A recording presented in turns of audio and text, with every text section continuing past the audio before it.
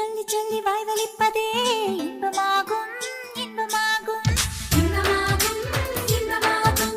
தீய போல நீயும் வந்த தீ குளிப்பதே சொர்க்கமாகும் சொர்க்கமாகும்.